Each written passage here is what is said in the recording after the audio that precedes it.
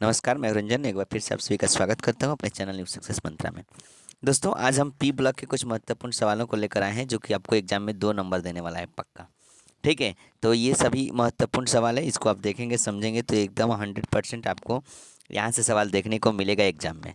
ठीक, तो एक बार जो है सभी लोग बढ़िया से इसको देखेंगे समझेंगे। ठीक, तो चलिए फटाफट के अंदाज में स्टार्ट करते हैं क्लास को। पहला सवाल है आपके सामने कि सांद्र HNO3 को एल्युमिनियम पात्र में संग्रह करते हैं क्यों। बहुत इंपॉर्टेंट सवाल है, 2019 में पूछा हुआ सवाल है, आप देख सकते हैं। कह रहा है कि जो सांद्र HNO3 है उसको एल्युमिनियम के पात्र यानी एल्युमिनियम के बर्तन में इकट्ठा करते हैं, ऐसा क्यों। ठीक है, तो देखिए एकदम आसान सा आंसर इसका होगा कि जो एल्युमिनियम होता है ये नाइट्रिक अम्ल की अल्प मात्रा से क्रिया करके एल्युमिनियम नाइट्रेट बनाता है। ठीक है, आपको लिखना है कि एल्युमिनियम जो है वो नाइट्रिक अम्ल की अल्प मात्रा से क्रिया करके एल्युमिनियम नाइट्रेट बनाता है।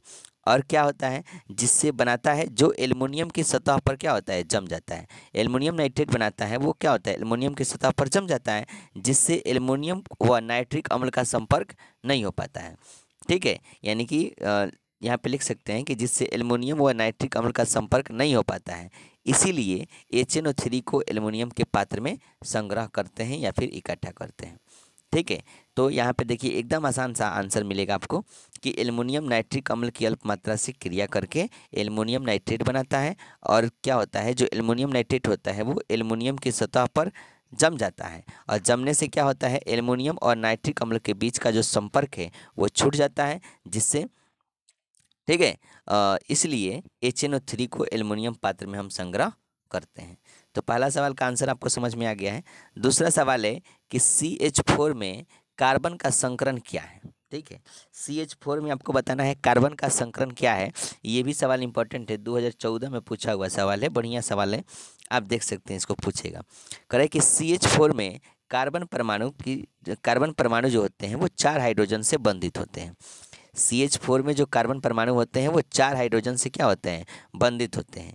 अतः इसका जो संकरण होगा वो sp3 होता है, और इसका आकार जो होता है वो चतुष्फलकीय होता है। बस इतना ही लिखना है कि CH4 में कार्बन का संकरण, जब CH4 में कार्बन के संकरण जो होगा वो क्या होगा, sp3 होगा, और इसके आकार जो होंगे वो चतुष्फलकीय होंगे। ठीक है, क्यों होते हैं, क्योंकि जो है इसमें कार्बन परमाणु है वो 4 हाइड्रोजन से क्या होते हैं, बंधित होते हैं, इसीलिए।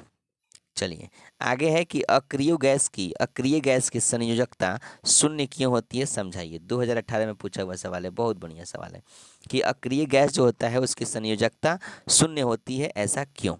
ठीक है, तो आप इसका जवाब देंगे कि निष्क्रिय गैसों के अंतिम कोष के जो अष्टक होते हैं उनको पूर्ण होने में 8 इलेक्ट्रॉन लगता है। ठीक है, यानी कि जो भी निष्क्रिय गैस है उसके जो अंतिम कोष के जो अष्टक होते हैं उसको पूर्ण होने के लिए आपको 8 इलेक्ट्रॉन की ज़रूरत होती है। ठीक है, और 8 इलेक्ट्रॉन की ज़रूरत होती है, और 8 इलेक्ट्रॉन होने के कारण क्या होता है, यह निष्क्रिय होता है, यानी कि उसके कोष्टक पूर्ण होने के लिए 8 इलेक्ट्रॉन की ज़रूरत होती है। उसमें 8 इलेक्ट्रॉन होते हैं, जिससे क्या होता है, वो जो अक्रिय गैस हैं वो क्या होते हैं, निष्क्रिय होते हैं। ठीक है, निष्क्रिय होते हैं, जिससे इसकी संयोजकता जो होती है, अक्रिय गैसों की संयोजकता वो क्या हो जाती है, शून्य हो जाती है। तो आप आसानी से समझ सकते हैं कि अक्रिय गैस की संयोजकता शून्य क्यों होती है, कि निष्क्रिय गैसों के अंतिम कोष के अष्टक पूर्ण होने के लिए अर्थात 8 इलेक्ट्रॉन होने के कारण यह निष्क्रिय होता है। निष्क्रिय गैस में जो होते हैं, अक्रिय गैस, निष्क्रिय गैस, उसमें अंतिम अष्टक में 8 इलेक्ट्रॉन चाहिए, और 8 इलेक्ट्रॉनिक होने के वजह से क्या होता है, वह निष्क्रिय होता है, और निष्क्रिय है तो अभी तो क्या है, उसकी संयोजकता क्या होगी, शून्य होगी। चलिए अगला क्वेश्चन है कि फ्लोरीन की इलेक्ट्रॉन बंधुता क्लोरीन से कम होती है क्यों। बहुत इंपॉर्टेंट सवाल है, फ्लोरीन की इलेक्ट्रॉन बंधुता क्लोरीन से कम होती है क्यों। तो आप इसका आंसर देंगे कि फ्लोरीन के छोटे आकार होने के कारण, यानी फ्लोरीन का जो आकार होता है वो छोटा होता है, होने के कारण इसमें इलेक्ट्रॉन इलेक्ट्रॉन प्रतिकर्षण अधिक होता है। यानी कि जो फ्लोरीन का आकार छोटा है इसकी वजह से इनके बीच जो इलेक्ट्रॉन इलेक्ट्रॉन का प्रतिकर्षण होता है ना, वो अधिक होता है। ठीक है, जिससे इसकी इलेक्ट्रॉन लब्धि ऊर्जा का मान Ci से कम होता है। अब इसका क्या होता है, जो प्रतिकर्षण होगा इलेक्ट्रॉन इलेक्ट्रॉन के बीच में, तो वहाँ पे क्या होगा, अधिक होगा। ठीक है, छोटा होने के कारण अधिक होता है इलेक्ट्रॉन इलेक्ट्रॉन के बीच प्रतिकर्षण, और इससे क्या होगा कि जो इलेक्ट्रॉन लब्धि ऊर्जा है उसका मान जो है Ci से कहीं ना कहीं कम होता है। Ci यानी क्लोरीन से कम होता है। जिससे फ्लोरीन की इलेक्ट्रॉन बंधुता जो होती है वो क्लोरीन से क्या होती है, कम होती है। ठीक है, इससे फ्लोरीन की इलेक्ट्रॉन बंधुता क्या होगी, क्लोरीन से कम होती है। तो उम्मीद करते हैं आप इस चीज़ों को समझ गए होंगे। बहुत ही इंपॉर्टेंट सवाल है, पी ब्लॉक का जितने भी महत्वपूर्ण सवाल थे, और भी सवाल होंगे जो कि हम आपके सामने लेकर आएंगे। तो इस वीडियो में इतना ही, फिर मिलते हैं हम लोग नेक्स्ट वीडियो में। तब तक के लिए बाय बाय, ख्याल रखिए अपना, पढ़ते रहिए, मुस्कुराते रहिए। जय हिंद, जय भारत, थैंक यू।